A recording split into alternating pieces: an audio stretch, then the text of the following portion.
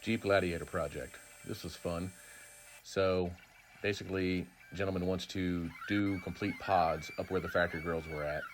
We're just going to fire speakers straight up. He's going to have to do a little mud work, a little molding in when he gets them, but that's fine. I cut him a base plate and then all the layers that go to the actual pod itself. Base plate should fit where the factory grill went, and then the pod or mounting plate with the grill will sit above that. He'll elevate that himself to allow depth for the speakers he's using. This is just the cutting video. As you can see, it looks like it goes really fast, but really it doesn't. So this is the grill getting cut out. So here everything's off the machine. I've demasked. Just going through and going to assemble the layers. If you've seen my other videos, you've seen me go through this process.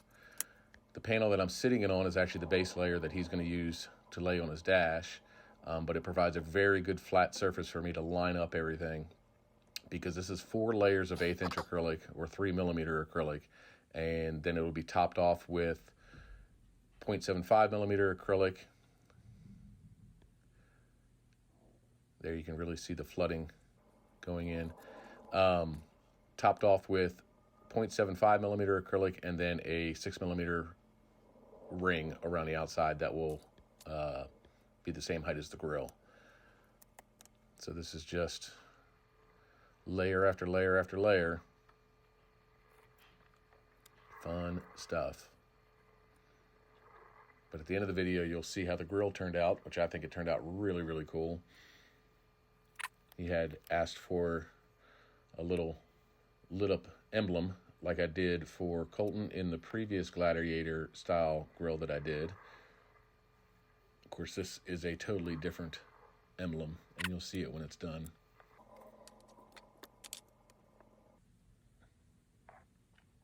Now that I've got all the layers bonded together, except for the top one, I'm going to put the magnets in. So I'm showing you here, you can see the red stripe on the magnet. It tells me the polarity of the magnet, so I know which way it needs to go. I typically do all mine with the red stripe up. So when everything's sitting down on the table in front of me, the red stripe goes up. And this is my little process for getting the magnets in there. So I drop them in one by one, but this section over here, the magnets are really, really close together. So in order to avoid popping that one back out, because they're just laying in there right now, what I do is I take a larger magnet and go from the backside. And now think about this. This is going through 3 layers of 1/8 inch acrylic or 3 millimeter acrylic. There's a 1/4 inch magnets. And then once I have the 3 of them held in, I can put the 4th one in. And now I take the same larger magnet that I would use on the back and put it on the front. And this holds the magnets in place on the 0.75 millimeter acrylic. Once I get it all lined up where I want it, I lift it back out carefully, put just a little bit of CA glue in there. And the CA glue is not there to really bond the magnets in. What it's doing is it's filling the very slight void between the magnet and the acrylic behind it. And then I just go through and I bond like normal with the weld on and my syringe. And I'll leave those magnets in there for a couple hours while the CA glue finishes curing, so that it forms basically not a cushion, but a solid surface behind the magnet to keep the magnet to the front edge of the 0.75 millimeter acrylic. And here I am using that flat piece again, and I'm just going to line up the 6 millimeter ring, and we'll get that all glued in. And one of the things you can't really see is when I'm holding it this way, I have my lights set up in my room in a certain way to cast shadows the right way so that I can easily see where I need to get to fill voids.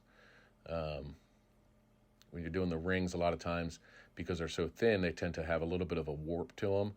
So that's why you just saw me flip it over and do just a mild press to hold it down for about 10 seconds. Here I'm just calipering the inside of the recess. I was hoping that would show up on camera, but you really can't see it. The measurement, but just verifying. This is me, just quality control, verifying that according to manufacturer spec, it will drop in there. And I usually leave or add about a 1/2 millimeter of space for fitment around each hole for speakers. Here I'm just testing the grill, just kind of tapping on it, making sure the magnets are not loose. Also just testing the strength of the grill a bit, and then testing the magnets, making sure the grill's not going to fall out or bounce out in this case, because these are going to be, you know, like I said, firing straight up. But yeah, that's pretty much it there.